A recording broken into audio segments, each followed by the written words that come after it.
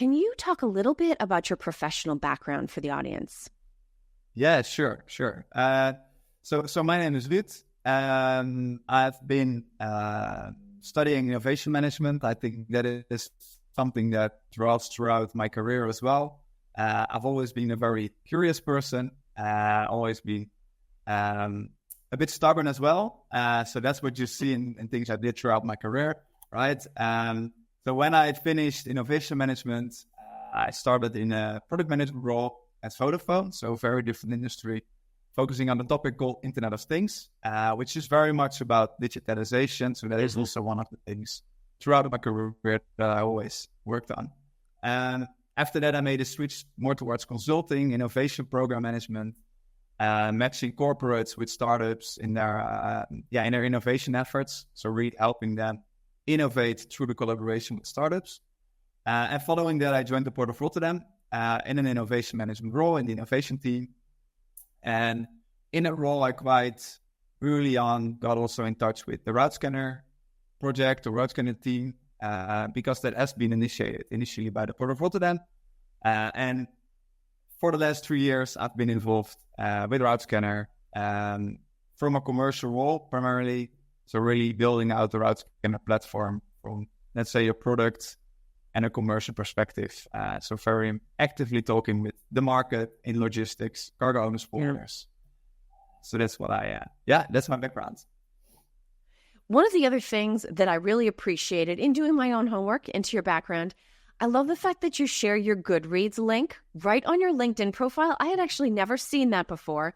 And to me, people who read are always the most interesting people, no matter what they're doing. So first question, what are you currently reading? So currently I'm reading a book called Never Split the Difference. I'm not sure if you ever heard of it. I sure have. Okay, yeah. So pretty cool one, I think. So about a former sort of hostage negotiator in the FBI, talking about how he applies the methods he learned there in his personal and his work life, and sort of teaches about this. And like this is, I guess, what I find really interesting. The current chapter is about like how getting a no is better than getting a yes, which is really interesting because people very often ask questions where you can say yes, or people respond with yes to sort of be able to later say, it's actually a no, but then they can stop the conversation. So I don't know, like these kind of things. The book before that was about, it's a Dutch book. It translates like sort of there's a war going on, but no one can see it. Okay. And that's about like sort of state level hacking. So like how countries are hacking each other. So very different aspect, and not so much about my work, I would say, but still, again, touches upon logistics as well, supply chain. So one of the examples in the book is about a terminal that didn't have this sort of security up to a good level. And as a result, some, I think, Russian state hackers got into the terminal, were able to put the terminal down. And of course, that's big chaos. And so, I'm always trying to read different books with different perspectives.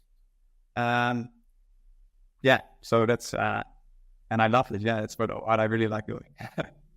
And it's funny, people that are readers, because I'm a huge reader, I like to do the same thing. I'll read something that has nothing to do with even business or supply chain, but you still find those connections, or you might find yourself thinking, that's that conversation that just happened in that fictional book. That reminds me of something that happened. It gives your brain sort of something else to chew on, but it's still something you have to make time for. I think people that love to read, everyone else might assume like, oh, well, of course you have time to read. You've set up your whole schedule, but it is actually something that you have to fight to make space for in your day.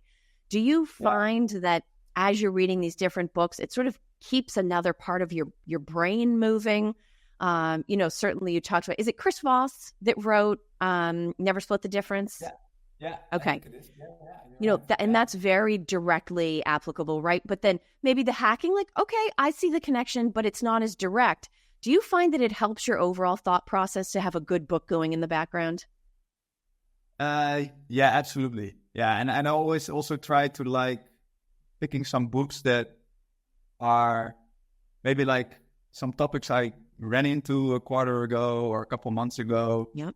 And that really, but like the thing I really like about books is so much is happening on the internet, LinkedIn, whatever, right? And you read some stories there, but it's a 1 page or 2 pages, or Yes. 3 pages if you're lucky. But yeah, reading a book is about truly understanding a topic, getting into the details. And it's also, I guess, well, relaxing. It's like getting you back into sort of a quiet and relaxed mode. So that's what I also really like about it. So it's partially driving my sort of curiosity and helping me also expand my scope outside of my work, I would say. At the same time, I could take it back to my work. And on top, it also helps me sort of relax. And so I don't know, like it brings everything together, but you're very right about the fact that it's every now and then quite a struggle to also keep on reading. So every now and then I don't read for a couple months or like a month or two and then pick it up again. And then at some point, I don't know, you get very busy or whatever. So it's definitely like a battle to keep it part of your schedule. Yeah. And you have some big challenges that you and your team are working to address right now. We're going to dig into some of those. We're going to talk about data, certainly supply chains and visualization today.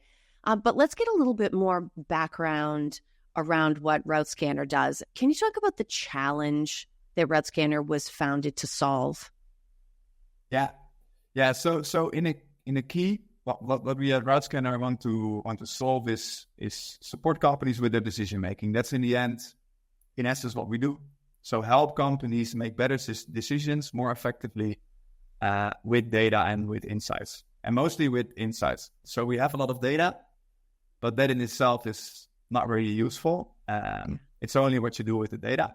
So for us, it's really about supporting companies in their decision making more effectively through visualization, through analysis of data, to make it actionable. So it's really the actionable decision making that we aim to solve. And yeah, more specifically, it's in logistics and it's in the pre-booking phase. So we are not really focusing on the real-time visibility. It's really about allowing you to, before you actually put a booking in, to really understand, am I making the right decisions? On the strategic level, can I do things differently? But we'll dive into that a little bit more in detail. But yeah, that's what we do. What data points are you focused on gathering and helping companies analyze as part of that decision-making process? So for us, it's very much on the schedule data, right? So it's really about the schedules from every operator carrier in the world that is able to move cargo around the world, whether it's on a vessel, whether it's on a train, whether it's on an inland barge, whether it's on a truck. All that together is combined. But I think the layer on top that for us is very important is the standardization element. So all these different companies have their own setup of the data, so to say. And it's also our job to standardize this data so that it becomes comparable and it becomes connectable, if that's a word. So you can connect different single routes to each other. In the end, to provide you really the end-to-end perspective in your logistics. But we really play a role in this standardization of data and making that actionable for the user, for the client. So it sounds like, and you can tell me if this isn't how you would describe it, but it sounds like on the one hand, there's the data that needs to be standardized, but it's really a huge optimization puzzle. It's trying to take all these pieces of data and standardize them so that you can use them to support your decision-making process. Certainly seems like a natural place to have technology come in and help. What does the alternative look like? And that could either be what companies with this decision-making challenge were doing before they discovered Routescanner, or companies without that kind of support today. What's sort of the alternative to having a dedicated tech and analytics support for this? Yeah. So, and I think it's a common topic across logistics, is doing a lot of stuff manually. and working in Excel, right? So one of our clients, It's always Excel. yeah, in the end, it's for a big part Excel, right? So so I would say like it's a couple of things. So one of our clients, they describe this, what they will also often do when it's about understanding the connectivity of locations is they will start actually on Google Maps, identifying terminals around a certain location, going to these terminals, understanding how these terminals are connected, then looking where they end up in an ocean, looking how these ocean or these ports are connected.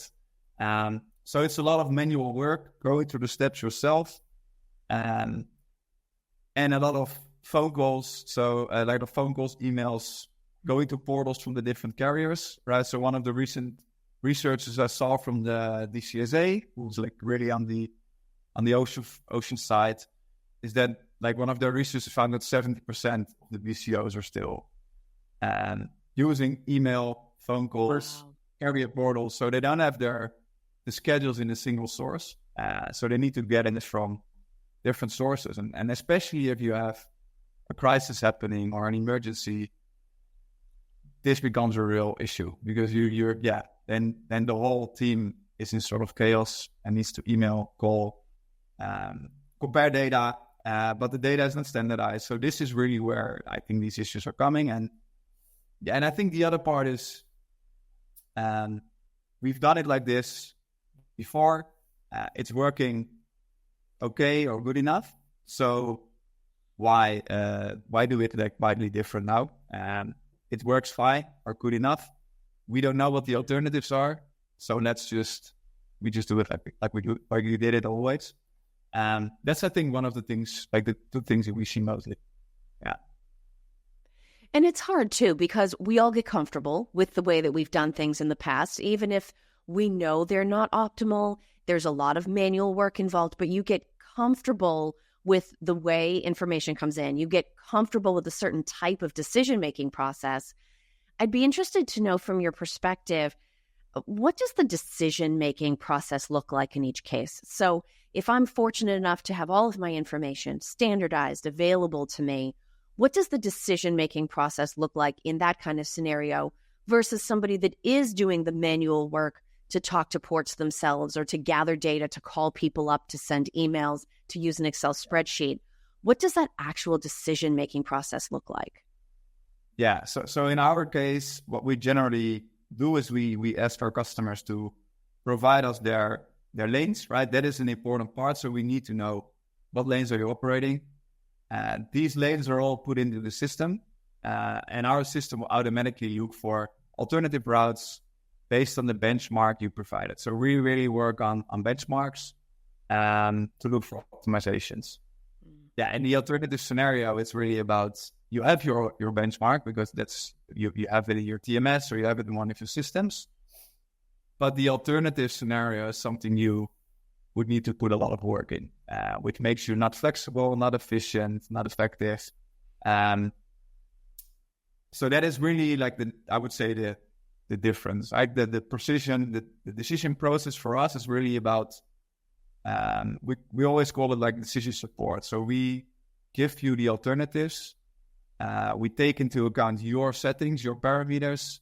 If you have preferred carriers, preferred suppliers, we can take it into account. If you have preferred ports, terminals that you solely want to ship your cargo via, we can take it into account. So we take into account your context, and every context for a company is different, but even on a lane, every individual lane, the context could be different. And then based on those settings, we support your decision-making by giving you possible alternatives. But in the end, we also still believe there's this human element of further contextualizing it. So that's, for us, what the decision process with Routescanner would look like. Well, one of the things that I think is interesting, especially when you think about that context, is that it's not just sheets of numbers, right? The whole idea is to get out of Excel and to have a little bit more information, knowing that the end goal isn't just having standardized data. The end goal is making better decisions based upon it. And so you're visually mapping out all of these routes so that companies can see them. I think about my own experience with this. For instance, spend analytics. the very first time you take a company's data and it's all exciting and glossy looking and there's metrics and little diagrams and things, and it almost never failed. You would pull it up and show it to the leadership team, and they'd say, nope, that's not my data. No, I promise this really is your data, but you're seeing it so differently for the first time. With Routescanner, what is the typical response people have to seeing their roots visually presented back to them? Yeah. So I think this is one of the things for us that's really stands out, is that people love seeing the visual part. Yeah, that's what our clients love, seeing the routes visually presented, but also seeing the alternatives visually presented against what they're doing today, helps a ton. And it's also about the effectiveness of it, indeed also being able to share it easily. And this is really for us where we are standing out. It's what we heard time and time again. And it's also because humans are so much more effective in processing something visually than, let's say, a table or like two pieces of text next to each other. If you see it on a map, you see like a line, you can say, okay, this line goes like this, the other goes like this. I can, sort of make the connection in my head very easily that, okay, this is what changes. And it also makes it very easy to sort of have an opinion on it because it clicks in your head quite easily. You can already start saying, okay, but I don't actually. So in our case, it could be you now shipping your container via New York. We would say you could possibly do it via Montreal. If you say, Montreal is not an option for us, you could easily click, deselect it from the options, and we'll all look for another alternative until there's no alternative. And then there's no alternative, which is also a very, I think, valuable step to just know that you're doing what you're doing is good. That's, I think for us is the typical response that people really, really enjoying seeing this, the visually appearance of their routes and being able to, based on what they see, act also, and then see something change, and the change they can again interpret.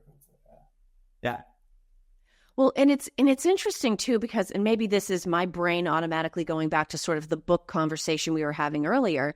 You're saying, as you go through and eliminate possibilities, if you get to the point that there are no possibilities left, you've reached your point of getting a no in a negotiation, right? And it's a situation to know how to handle. But I also have to imagine that seeing what they're currently doing visually triggers people's brains creatively in a way that naturally leads itself not just to problem solving, but to thinking, okay, but what if we, right? And then there's any number of things that could change. I have to think that lends itself to fascinating conversations, that people always had the capability to have those conversations and to debate the relative merits of the options, but there simply hasn't been the time and the capacity to get into it because so much time was spent gathering the data, cleansing, or whatever kind of manual standardization was done. It must be really interesting to get to be in these rooms for the first time and watching companies start to process what's being shown to them. Yeah, absolutely. Yeah, so for us, I think it really changes the conversations internally. And one of the roles we also really aim to facilitate is also the collaboration with teams between departments, because logistics, supply chain is really about the whole organization, right? So, and especially with topics like sustainability becoming ever like more and more present. Absolutely. Being able to take this into account at a glance, but also from a sustainability team or sustainability department perspective, I also really believe that it really also empowers them, and because sustainability is often perceived as a cost, right? That's like a yes, and something difficult, because it shouldn't impact lead times, it shouldn't impact our costs, but tools like this really help you also visualize how, without impacting your lead times, without impacting your costs, you can still do something about sustainability. So connecting departments, connecting different teams to have these types of conversations together that they were not able to have without this sort of visual appearance. Is really, I think, a game changer. And when you're a forwarder, it's more about the conversation with your client. So you can really start having a different conversation with your client about what if we would reroute in this way. Yes, it will maybe impact your lead time to some extent, but we will be able to reduce your emissions quite significantly. Is that an option? And even if it's a no, it's about having the conversation, right? Having the having this sort of conversation with your client is important. Even if you end up doing nothing, having the conversation is important. Well, and let's stay with this point about sustainability for a minute. So you're based in Europe, I'm in the US. Certainly each of those parts of the world are in a slightly different place around sustainability, in part because a lot of it has been driven by regulation, but increasingly, especially for either large shipping companies or large companies, a lot more of it is becoming global. What's currently going on in the European market, specifically around logistics when it comes to sustainability? What would you say is the current focus of those conversations that companies are being able to have with their clients? Yeah. So I think the biggest, most recent changes that the CSRD, which is a regulation about primarily your reporting, so reporting your emissions, is taking effect, let's say the 1st of January 2025, but you have to report your emissions based on 2024. And that starts out with the largest companies. So I think it's about 15,000 companies in Europe that are impacted for that. And that's really on the reporting front. But what is really going to additionally change or going to impact the decision making, primarily of the cargo owner, but as the cargo owner will look for sustainable options, they will also move to their forwarder to facilitate this, is that also emission reduction strategies will be becoming part of CSRD and the ongoing regulations. So not only you have to report on what your emissions are, you also have to start coming up with strategies that also will be validated and checked to reduce your emissions. And that is one of the things where we also want to play a role. And on top of that, you have the EU ETS, which is like a surcharge on maritime emissions. Okay. So any vessel moving throughout Europe or from Asia or the US into Europe, and for every container, you will have a surcharge per ton of emissions.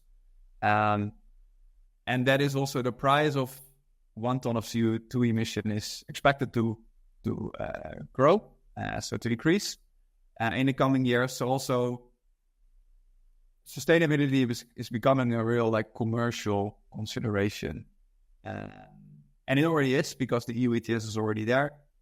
In a couple of years, we will have an ETS 2, which will be on trucking. So also for trucking emissions, you will have a surcharge, which will drive a further sort of model shift strategies, these kind of things.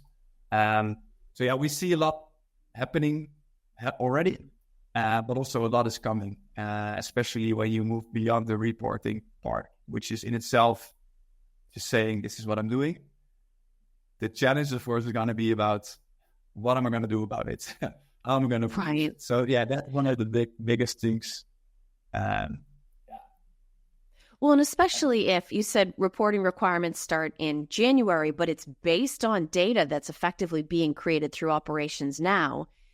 That's based in Europe, but how is that starting to, or how will it impact US-based companies? Yeah, so there's multiple regulations, but some of them also impact subsidiaries. So if you have, as a US-based company, if you have a subsidiary in Europe that's of a certain size, you'll actually also be required to report emissions, come up with emission reduction strategies over time. So that's the first one. And I think in the US, right, there's developments. I know there's definitely some, like California is working quite actively on some regulations, as I think one of the first states, but also on a US level, there's things going on. So I think primarily any company that does business with the US. So if you're a forwarder, you have with Europe. So if you're a forwarder in the US, you have European clients, you will also be getting questions, because at some point they will have to report. They might do it themselves. What we generally see is they will call PCOs, cargo owners will go to their suppliers, forwarders, the carriers, to come up with this data. And then one of the big challenges is, again, sort of standardization. So having the same types of calculations. But yeah, that's a thing we see now coming up more and more, is how can I compare all these sort of emission factors I'm getting from all these different suppliers? Are they sort of comparable? And there's definitely some institutes doing a lot of work on that, but this is one of the major challenges, I think, at the moment, is if you use your suppliers for your emission reporting, how are all this data that you get, how is it comparable? Yeah. No, you can certainly see where, from an emissions standpoint, this would have an enormous impact, simply because of the distances being traveled, right? The amount of goods that are being moved. But there's also been an awful lot going on with ocean freight over the last couple of years. Seems like every once in a while, another story about the Red Sea pops up. We've recently had the relatively short-lived, but only sort of concluded port strike in the U.S. on the East Coast and the Gulf.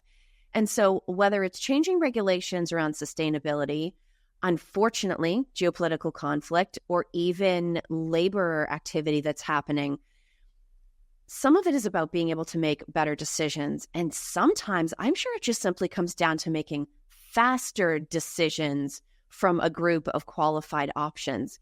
How fast is really fast when it comes to making changes to shipping plans? Yeah, so this is a very interesting question. So I think from our perspective, it's not so much about fast, right? But that's because we're in the pre-booking phase. So we really want to help companies to understand their options. I think when you have once your cargo is on a vessel, it's very difficult to change stuff, right? So you can still make some changes, but that's difficult. So for us, the fast is not so much about, okay, there's a problem now with regards to changing I think the fast is about indeed having the information available, already knowing what kind of backup scenarios you have in mind, and already knowing how you can reroute certain lanes, and having a good relationship with your suppliers on that front. And for us, it's also not about, are you operating 500 lanes? Let's change the routing of 300 of these lanes tomorrow. It's really about giving you the insights on where you can make the most impact, which lanes to start with. And we see it as a long-term process to also not do it once, but constantly evaluate, well, not constantly, recurringly evaluate your routes and see where you can optimize them. So yeah, that's how we look at it. I think fast for us is more about, we know what the other options are, and this is the option we're gonna go for, and to apply in this sort of situation where we need to start making changes.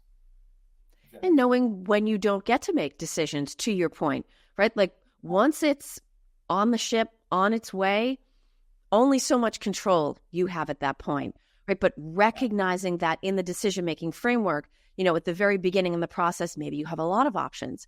And then as you move, you probably have decision points, but then also times where, okay, for a window of time, now we're sort of in like a point of no return, right? Now we've locked ourselves in. Now we can't change this leg of the journey.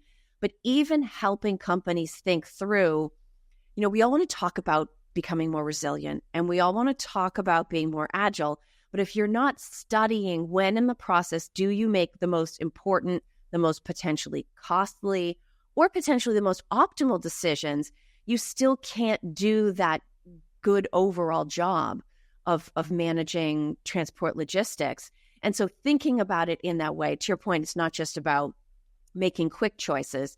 It's knowing when those key decisions get made and when, frankly, options start to come off the table, makes it, back to this idea of optimization, it makes it sort of a puzzle where you need to understand the role that time and legs of the journey play. As we think more expansively about how these supply chains are managed and the role that your team, through standardized data, through visualization, are able to play, what are some of the different forms of impact or business outcomes that it allows companies to drive, right? So we've talked certainly about sustainability. That's enormous, and different forms of sustainability, either fees or improved reporting results. What are some of the other types of benefits that can be delivered, value that can be created, or bad things that companies are able to control a little bit better? Yeah.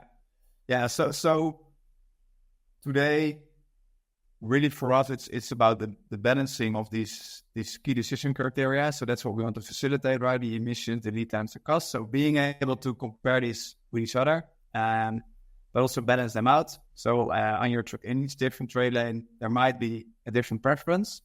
I think in the end, if we talk about impact, it's about reducing emissions. Reducing emissions in the end will be costs, right? We just discussed about how also tons of emissions are being charged. So for us, cost savings, whether that's like really cost based on the price of pay per container on the route, but also the additional costs being emission reductions, really about risk reduction. So knowing what backup scenarios are available. Do I have fit my supply chain, fit my logistics? Where do I have contracts? So really understanding the backup options, the options you have available. So that in case you need, you don't have the risk of having no other option and having to scramble for data and scramble for insights. You already have to be prepared for backup scenarios. Everybody see it as a productivity boost, right? So it's in the end, it's being able to do more from a commercial perspective when you're in a forwarder, from a logistics department when you're in a cargo owner, really being able to increase the productivity by better collaboration with your teams, with your colleagues, but also with your suppliers. In the end, being more informed helps you, I think, save costs, reduce risks, and increase your productivity. So it's really, benefits on all sides, I would say. And helping all the human beings involved, right? You talked about the way people respond to visualized data, right? Making it more actionable. And if that's the way to empower them to evaluate more scenarios, right? Or to have more sophisticated conversations internally with clients, certainly that's giving everybody more options in response to all of these different challenges that we're trying to put together. Ruud, if this is the first time somebody has met you, if they're just learning what Routescanner does and about some of these challenges, and they would like to connect, what is the best way that they can reach out and find you in order to learn more? Yeah, so of course, personally, they can connect with me. So they can do that for sure on LinkedIn. I think one of the great things about Routescanner is that you can just go to routescanner.com. You can register yourself. It's a free registration, and you can actually start doing it. So we have sort of a trial available, so people can just go to the platform, experience it for themselves. If they have questions, they can reach out to us. And just get started. I think that's what we always want. So whenever we have a conversation, we really push people to just get started and get started on the platform, experience it, and hopefully take it further and start optimizing more and more over time. So I think that is always a good step. Just go to our website, get started, or reach out to me on LinkedIn, and we can have a conversation and find out what you're reading, of course, because we want everybody connecting on that level as well. Ruud, thank you so much for being with me today. Yeah, thank you too. Thanks for the opportunity, and I really appreciate it. Nice conversation. Thank you.